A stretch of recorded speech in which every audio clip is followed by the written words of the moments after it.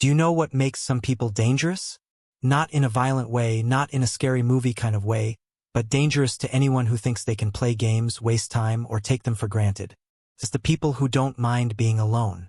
And if you've ever crossed paths with someone like this, truly like this, you know exactly what I'm talking about. They're different.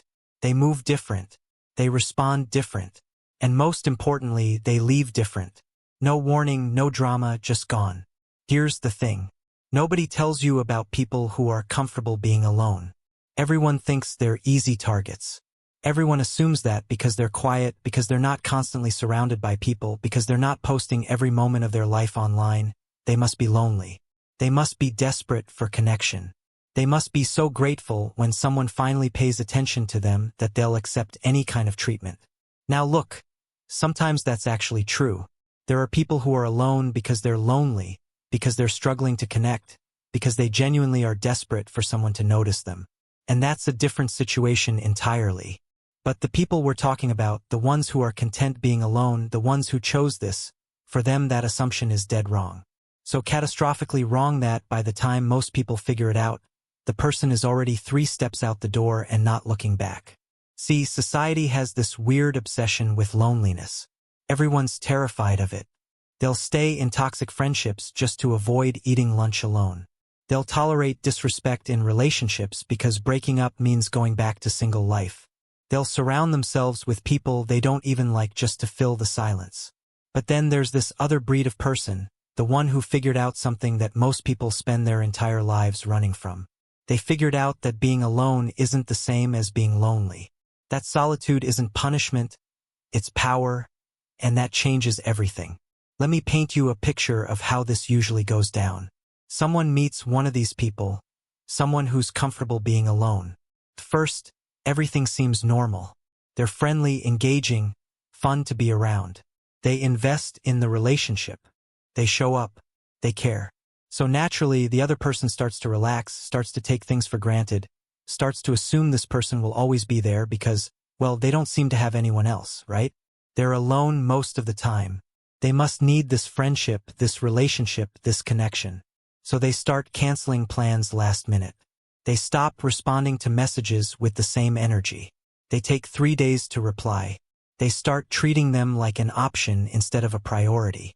And here's where it gets interesting. The person who's comfortable being alone doesn't fight it, doesn't argue, doesn't send long texts about feeling disrespected or undervalued. They just quietly do the math. Is this person adding value to their life? No. Is this person showing them respect? No. Is this worth their emotional energy? Absolutely not. Calculation complete. Decision made. And then they're gone. The other person doesn't even see it coming. One day, they realize they haven't heard from them in weeks. They reach out expecting the usual response and get nothing. Or worse, they get a polite but distant reply that makes it clear something has fundamentally shifted. They try to fix it. They apologize. They promise to do better. They can't understand why this person won't just give them another chance like everyone else does. But here's what they don't get. People who are comfortable being alone don't give second chances the way others do. Not because they're cold or unforgiving, but because they don't need to. They'll be just fine without you. They always are. Here's where everyone gets it twisted. Society sees someone who spends a lot of time alone and immediately assumes something's wrong with them. They must be unsocial, awkward, unable to connect with others, missing out on life. What they don't realize, what they can't wrap their heads around, is that some people choose this not because they hate people, but because they've figured out that their happiness doesn't depend on anyone else. That's the part that breaks people's brains. We're told from birth that humans are social creatures, that we need connection, that isolation is bad for us. And sure, that's true to an extent, but there's a massive difference between needing people and enjoying people. One is dependency, the other is choice. People who are comfortable being alone have learned to generate their own happiness. They don't need someone else to make their Saturday night meaningful. They don't need constant validation to feel worthy. They don't need a full social calendar to feel like they're living a good life. They've built an internal foundation so solid that other people become a bonus, not a requirement. And that terrifies people who haven't figured that out yet because it means they have no leverage, no way to manipulate, no fear to exploit. What happens when they choose others? Now, here's the beautiful part that most people completely miss. When someone who's comfortable being alone chooses to spend time with you, really chooses you, not just tolerates you out of boredom or loneliness, that means something profound. It means you passed a filter that most people don't even know exists. Think about it. They don't need you. They're perfectly happy by themselves. They've got their own hobbies, their own interests, their own sense of fulfillment. They're not scrolling through their phone on a Friday night feeling sorry for themselves. So if they're making time for you, it's because they genuinely value what you bring to their life. Not what you might bring someday if you change. Not the potential they see in you, but who you actually are right now in this moment. That's rare. That's real. That's the kind of relationship most people dream about but never experience because they're too busy collecting people out of desperation to recognize genuine connection when it shows up. But here's the catch, and it's a big one. The moment you take that for granted, the moment you start treating them like they're lucky to get your bare minimum, instead of recognizing that you're lucky to have them, the countdown starts. They won't tell you. They won't sit you down for a serious conversation about their feelings. They'll just start pulling back slowly and quietly until one day you realize they're not in your life anymore. You want to know what really sets these people apart? It's not that they're better than everyone else. It's not that they've achieved some enlightened state of being. It's that they have self-respect. Real self-respect. The kind that isn't negotiable. Most people's self-respect has a price. Can be bought with attention, with apologies, with promises of change. They'll tolerate disrespect if someone makes them feel needed. They'll accept poor treatment if the alternative is being alone. But people who are comfortable being alone, their self-respect isn't for sale. You can't buy it with sweet words after treating them poorly. You can't negotiate it away with excuses about being busy or stressed or going through things. You can't guilt-trip them into lowering their standards. They know what they deserve. They know what they bring to the table. And they know that being alone is infinitely better than being disrespected. That's not arrogance. That's not being difficult or unreasonable. That's just basic math. If someone subtracts from your peace and you have the option to remove them from the equation, why wouldn't you? Let me tell you about the moment everything changes. It's not loud. It's not dramatic. There's no big confrontation or emotional scene. Someone who's comfortable being alone will just stop showing up. They'll stop initiating conversations, stop making plans, stop investing energy into something that clearly isn't reciprocated. And if you're the one on the receiving end of this, you might not even notice at first. Maybe you think they're just busy. Maybe you assume they'll reach out eventually. Maybe you're so wrapped up in your own world that you don't notice weeks passing without hearing from them. And then one day it hits you. They're gone. Not physically, you could still text them and get a polite reply, but emotionally, spiritually, energetically, they've checked out. They've done the calculation and decided you're not worth their time anymore. And the wildest part? They're not even angry. They're not hoping you realize what you lost. They're not posting sad quotes or venting to mutual friends. They've simply moved on with their life because that's what people who are comfortable being alone do. They don't pour energy into what isn't working. They cut their losses and move forward. No bitterness. No drama. Just a clean exit and a lesson learned about who deserves space in their life and who doesn't. People who are comfortable being alone understand something most people never figure out. Their happiness isn't anyone else's responsibility. I know. Sounds like something you'd read on a motivational poster. But this is where it gets real. Most people chase happiness through other people. They think the right relationship will fix them. The right group of friends will fulfill them. The right social life will make them feel whole. And they'll keep searching forever. Because here's the truth nobody likes to admit. If you can't be happy by yourself, you won't be happy with someone else either. You'll just be distracted. You'll use people as emotional band-aids for wounds they didn't cause and can't heal. People who are comfortable alone have done the internal work. They've sat with themselves. Really sat with themselves.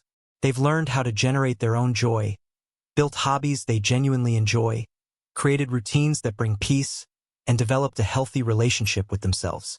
So when they connect with others, it comes from abundance, not desperation. They're not clinging. They're not searching for someone to fill a void. They're inviting people into a life that's already full, people who enhance it, not complete it. And that's exactly what makes them so dangerous to anyone who plays games. Games only work on people who are afraid to lose, people who fear being alone, people who cling because they think this is their only chance. But someone who's already happy alone? They're not afraid of loss. They know they'll be fine either way. Here's something that absolutely drives others crazy about these people. They're selective, painfully selective. If you want, I can continue the next part in the same tone and style. They don't let just anyone into their life. They don't accept every social invitation. They don't maintain friendships out of obligation, history, or because it would be awkward not to. They filter hard. And their filter has one simple question. Does this person add value to my life? Not potential value, not value they might bring if they change, but actual tangible value right now. Do they make them laugh? Do they challenge them intellectually? Do they bring positive energy?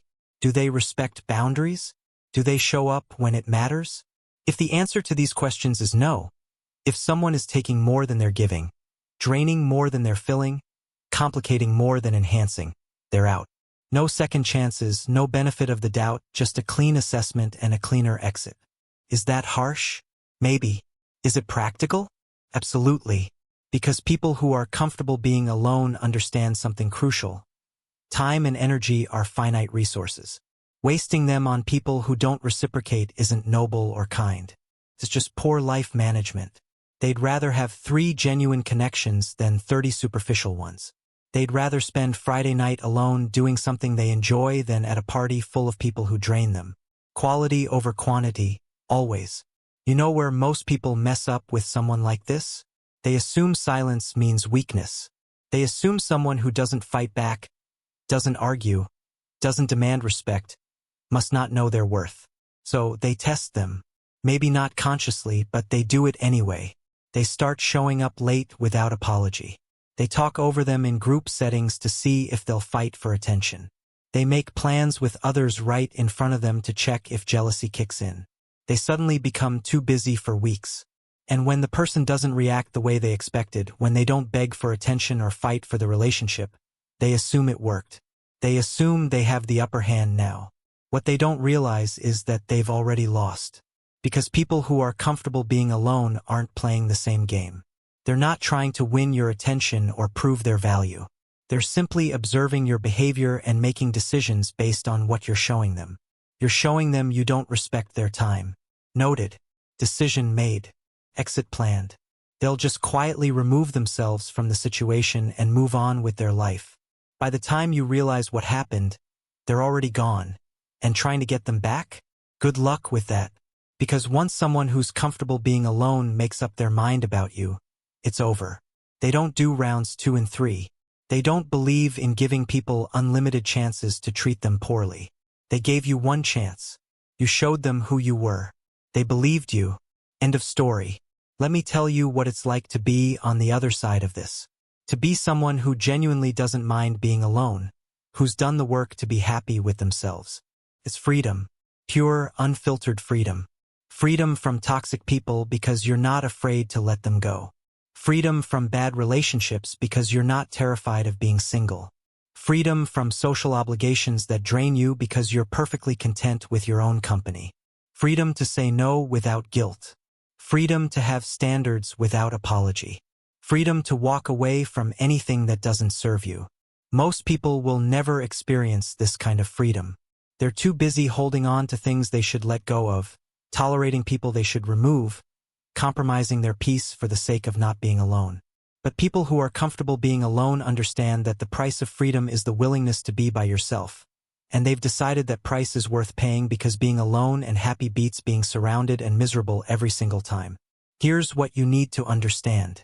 If you have someone like this in your life, if they're choosing to spend time with you despite not needing to, you've got something special. You've got someone who's there because they want to be, not because they're afraid of the alternative.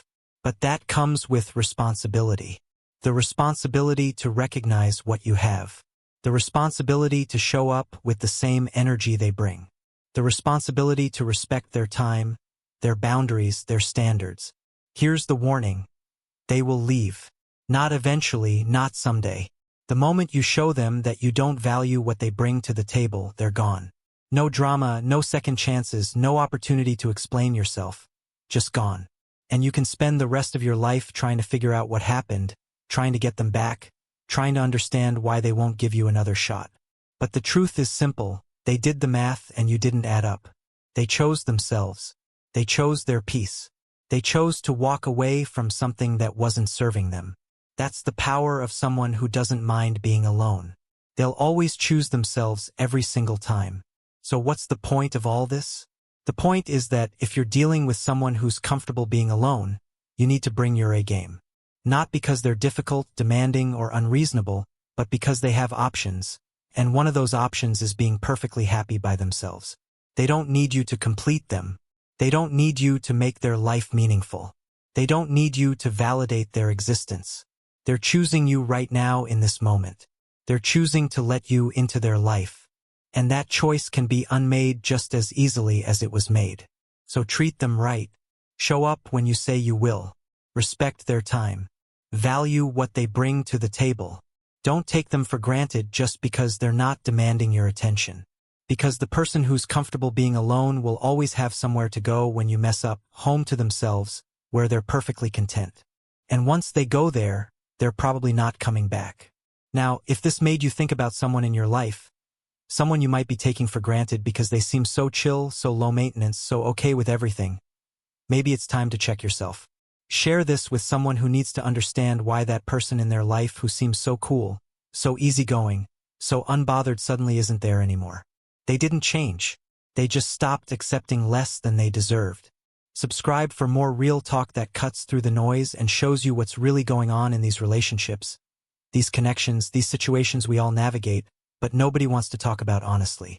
Because the people who are comfortable being alone, they're not the problem. They never were. They're just the ones who figured out the game early and decided they'd rather not play. See you in the next one. Till then, have a blessed and peaceful life, my friends.